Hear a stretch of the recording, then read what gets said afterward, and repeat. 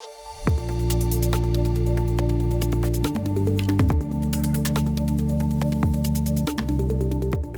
what a day. So here at Singularity, we bring together some of the world's greatest minds to tackle what we call the global grand challenges. Well, there's one grand challenge that is facing us in the world today that I believe is not getting enough attention. And today it needs serious attention from all of us. I'm talking about population growth in Africa.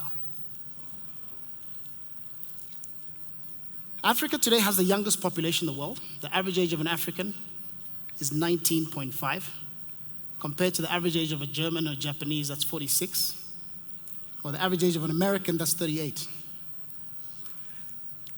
Now, even more alarming to me is that by the end of this century, 40% of the world's population is going to be African. If you look 17 years from now, by 2035, Africa is going to have the largest workforce in the world. Now, 17 years seems far away. But if you convert that into days, it's 6,000 days. We only have 6,000 days until we have the largest workforce in the world. 1.1 billion people will be looking for jobs in Africa in 6,000 days from now. That's the same amount of time that has passed from September 11th until today. So it can happen just like this. That was actually the beginning of the year. Today we stand with 5,992 days, so the clock is ticking. So this is going to be one of the greatest humanitarian crises of this century. Can you imagine 40% of the world's population without appropriate healthcare, education, sanitation, security? These people are not going to stay in Africa. That migration that we see of people moving to Europe is nothing. But is there an alternative scenario? Could this be, instead of a disaster for the world, could this be one of the greatest opportunities for innovation and prosperity that humanity has ever seen? Because in this same population of hungry, tired Africans is the next Elon Musk. From Pretoria, right? One of the greatest innovators of humankind. Or Dr. Trelu Onebu, who's a Ghanaian scientist at NASA who built the Mars rover robot that went to explore the red planet. Did you know that is a Ghanaian?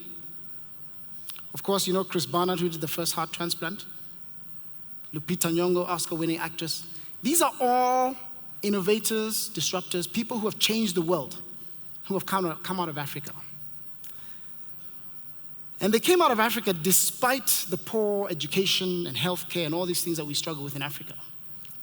So can you imagine, therefore, if we were to take a deliberate approach to invest in this large, untapped talent pool? Imagine the innovation that could happen not just in Africa, but for the whole world. So 15 years ago, my colleagues and I decided that we would tackle this opportunity to try to unlock Africa's greatest potential. And we created a school called the African Leadership Academy. So think of it, how many of you have seen X-Men? So think of it as that school that gets these mutants together. Except instead of these people being people who can fly and change green and everything, they're the boldest, most courageous, most innovative young people in Africa. And you know the Xavier, the guy with the bald head? That's me. So we built this school to identify Africa's most talented young people, people with game-changing ideas, innovators, entrepreneurs, to develop them into the next Elon Musks and our own Mark Zuckerbergs and the next Nelson Mandelas of the world and so forth. That's a picture of some of the young people at the academy. And that's Naomi Campbell, the supermodel visiting. She visits the day that I'm not around.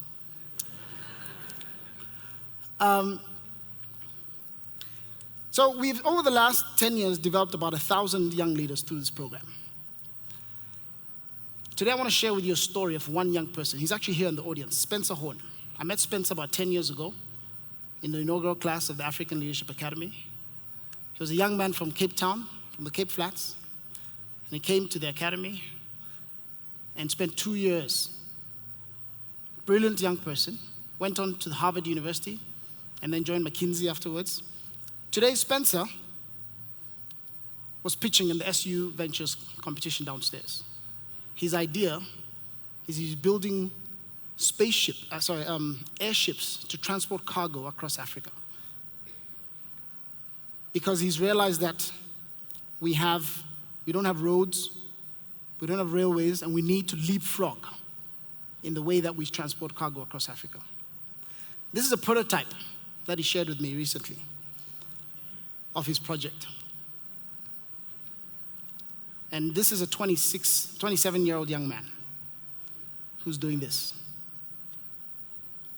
So we have 1,000 young people like this that have come out of the academy. They're disrupting and they're doing big things.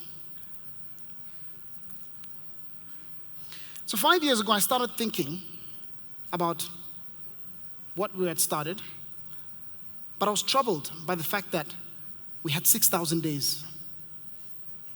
And I thought that the 1,000 leaders that we had developed and a few other 1,000 that we were going to develop was not going to be enough. We needed to think bigger. Because 40% of the world's population needs to be led. They need people who are going to lead them, bring them healthcare and education and infrastructure and better governance, all these things that we need to make sure that 40% of the world's population has opportunity. But I didn't know how we could do this. How could we scale this, what we're doing, to be able to produce hundreds of thousands or millions more leaders? Because the one thing that you need to train and develop people are faculty, teachers. And the problem is that we don't have too many of them in Africa. We don't have enough. If we're going to build, I was thinking of also expanding this idea into universities. We don't have professors with PhD. We don't have a lot of them. But then something happened at the academy that gave me an insight. We were teaching a computer science class, but the class wasn't going so well. So we decided to stop the class. The next term, a group of students came to us and they said, we still want to study computer science. So we said, what do you want us to do? We don't have a teacher. But they pushed us and said, okay, we'll try an experiment. We'll have you take an online class. But we didn't believe that online education alone could be as effective as we needed. So we said, you have to come together and watch this computer science class together. And these students would meet, they would watch the lecture, and when they get to a point where one of them is confused, they would pause it and they would explain it to the other. And soon, these young people were learning how to code. And they found that because they had to explain it to each other, they were learning the concept a lot better themselves. So 6 months into the school year, I was sitting with one of the students, and I said, what are your favorite classes at the academy this term? And she says, my computer science class. I said, how is that possible? There's no teacher in that class. She says, I'm learning more from that class and enjoying more than any of my other classes. I said, how did you rate the class with the teacher last year? 6 out of 10. How did you rate the class this year? 9.5 out of 10. And so I realized we had developed a better class at zero cost with no teacher. And so I had been thinking about the problem the wrong way. Instead of trying to design a system around a scarce resource, which is highly qualified professors, we needed to design the system around an abundant resource, which is brilliant students. And so we came up with this formula. We would allow students to learn by themselves. And today, as the previous speaker mentioned, MIT has put their curriculum online, Harvard has put their curriculum online, Stanford, the world's best universities have put all their knowledge online. So this allows students to learn by themselves. They can learn from each other. As you know, if you have to explain something to someone else, it makes you learn it a lot better yourself, right? Then they use exponential technologies.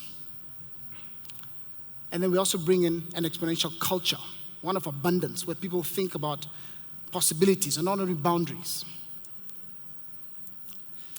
With this, the moonshot that we set out to do was to develop 3 million leaders in 6,000 days. Now, Google talks about moonshots. And there, when they say something's a moonshot, they say 10x, 10 times what you're doing. The goal we had initially with the school we had started was to develop 6,000 leaders in 50 years. This goal is not 10 times that. It's 500 times what we had originally said we were going to do. And it's in half the time of what we had originally said. So 500 times in half the time. So I think this qualifies as a moonshot. So let me share with you what has happened since we set this goal 5 years ago. We opened 2015, this campus in Mauritius. We have about 400 young leaders there right now. And then we opened one in Rwanda. That's President Kagame attending our graduation ceremony recently. We opened another campus in Rwanda in 2017. And then this year, we opened in Kenya. And you look at how quickly we were able to open because we've removed the key bottleneck to scale. This is a university where students are teaching themselves and they're learning by each other. So we can open a new site very quickly. As happens in Singularity, we need to have an exponential curve. The first site that we had cost us about $30,000 a student. Today, 5 sites later, the cost is almost zero. And this is now going to allow us to scale. As I mentioned, we want to take this up now to 3 million leaders. It used to take us, the first site took us almost 4 years to open. That's 60 days. I like to think in terms of days, in case you haven't noticed. The Kenyan site took us 60 days to open.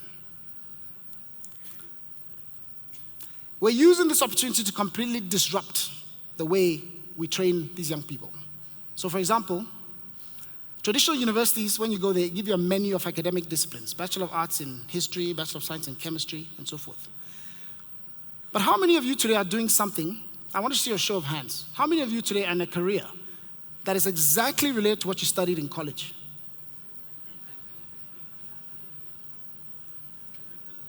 Very few. And this, with artificial intelligence and automation, is going to mean fewer and fewer people are going to put their hand up when I ask that question. Because the world is changing at such a rapid pace. So why do universities give you a menu of courses that was created 50 years ago? So at our university, we give our students a menu of challenges. We've identified what we call the 7 grand challenges of Africa and the 7 great opportunities. So these are big problems we have to solve, like urbanization. There are 800 million people moving to cities in Africa in the next 40 years. How are we going to create housing for them, sanitation? How are we going to use technology to create smart cities? Urban planning, architecture, all these challenges are going to come to healthcare, infrastructure, governance, etc. And we ask our students not to choose a major, but to rather declare a mission. Pick one of those challenges, and then design your own personalized learning experience around solving that problem. And then they publish a thesis related to that. So it's similar to how someone who's doing a PhD would pick a problem and then they would curate their personalized learning experience around this. So maybe we're asking, you're growing so fast, you're opening these campuses. Is this thing working? Let's show you how it's working. Two examples. This is our Mauritius campus. This picture was taken just about 2 weeks ago. We had the Prime Minister of Mauritius, that's the guy in the gray hair, visiting. And the young man that you see there, his name is Tolotra. He's from Madagascar. He joined us about 3 years ago. He couldn't speak a word of English. And today he's demonstrating to the Prime Minister of Mauritius this robot that he's built. And he's used machine learning and image recognition technology to train the robot to recognize humans. So if he goes left, the robot goes left. He goes right, the robot goes right. Next to him, there's a young woman there. I don't know if you can see her. She's from Kenya. And she was demonstrating to the Prime Minister how she's used artificial intelligence to train all the devices in her home so that she can identify which ones are using the most electricity, and she can know how to manage her electricity costs and so forth. This is the kind of innovation that we're seeing. I want to show you this video, which also brings a lot of these principles to life. Students teaching themselves to do great things.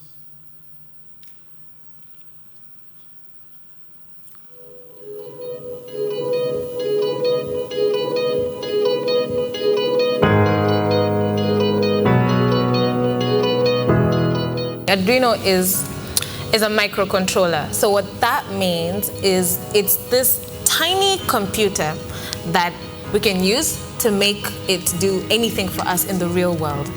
So for instance, I could take a bulb, connect it to my Arduino, connect that Arduino gadget to my computer, and then write code on the computer and tell my bulb, please light one time every 3 seconds. My bulb will now be lighting, dip, dip, dip, dip, and that's a functionality that you would not be able to get if you had just a battery and a bulb. But with an Arduino, you're able to now control things. You're able to control the physical world using code, which is pretty cool. Arduino was first introduced to us in the third week of school. However, it was like 1 month, 2 months, 3 months, and I hadn't felt like I had done something significant. And so I went to my facilitator, Zino, and I told him I want to build something. I want to do something with what I'm learning. He mentioned we have a drone that uses Arduino, and he's like, I can assemble it and then fly it. And I was like, okay, yeah. So Wango is my friend, and she knows I have this thing for programming, and I equally like Arduino. And so she came up to me and she said, Kathy, I have this quadcopter that we can program and tell to do things. You know, we can teach it how to do many things. And so that completely fascinated me, and I was on board from the moment she told me. So we found ourselves in a room, you know, fixing up everything and reading from a book, instructions back to back. We had to assemble the drone. So it came in pieces, lots and lots of pieces. And then there are many parts, and we had to put the parts together. So there were like motors for the copter, and then it has a control board, which they call the flight board. And then what you connect to that is the Arduino, which you now connect to the computer so you can code. Well, the fact that there was nothing, it was just a flow of pieces, and now you're able to bring it together and you see it fly. You know, something you created is now flying. There's that relief, yeah. You feel like, yes, after all this we've gone through, we've actually made it work.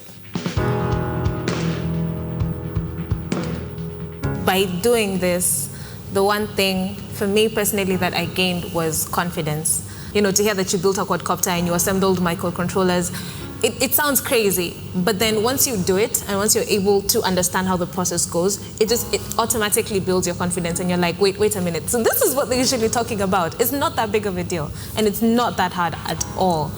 Anyone could do it.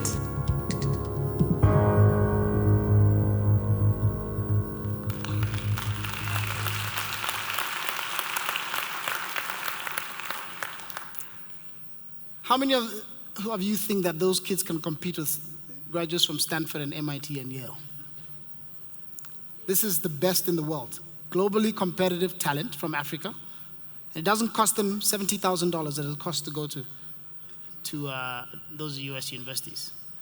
We've been bringing the cost down, as I mentioned. And this kind of education is today available in Nairobi, where the students, or the young leaders who are there, are not paying anything up front. You might be wondering, how is that possible? Well, we've come up with an innovative way of financing this. Something called an income share arrangement, where basically we have investors that provide funding. So we raise funds from investors, and they finance the student's education. And then when the student graduates, they pay back 10% of their income for 5 years back to the investors. So they pay nothing up front, and they get access to this education. And we, therefore, have a financially sustainable system, and this is allowing us to scale. So we're going to grow this. Our plan is to grow. We've gone from a system that was educating 250 young people at a time to now 2,000, 10x in just 5 years. And we want to go to 50 to 100,000 in the next 5 years, and 3 million in the next 6,000 days.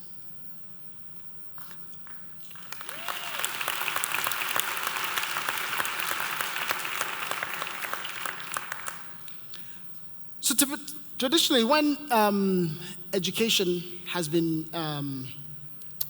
done, or leadership development or talent development has been done in the world, it's normally been, if it's at high scale, it's not at good quality. So we've developed a model which is the first in its kind in the world that is achieving 4 things. It's high quality, high scale, large scale, 0 upfront cost to the beneficiaries who are receiving this development, and it's financially sustainable because we're using global capital markets. You can invest in Africa's best talent, literally. Think of it like a mass venture capital fund, where we're using capital to create the largest force of human potential that has ever been seen in 6,000 days. Now, I began by talking about whether that Africa was doomed. We talk a lot about the African century. This is going to be the African century. Much like last century was defined by Asia, by the rise of countries like Japan and Singapore and Malaysia, and then later economies like China and India and Vietnam. That really, if you think about the last century, that's what defined what happened in the world. Global prosperity that occurred because of those countries. With 40% of the world's population going to be African this century, that means that this is going to be the African century, whether we like it or not. And there are 2 alternatives that are going to happen. It's either going to be a very dark century, because 40% of the world's population is not going to have opportunity. But I believe that if we invest in the largest talent pool that has been untapped, then this is going to be one of the greatest opportunities, not just for Africa, but for the whole world. So this isn't about risk reduction. It's about opportunity creation. How do we ensure that we unlock this amazing talent that we have on the continent? As you can see in these videos, we have some of the world's greatest thinkers, the most innovative people, who can solve not just Africa's problems, but the world's problems. And this is the opportunity that lies before us today. Thank you.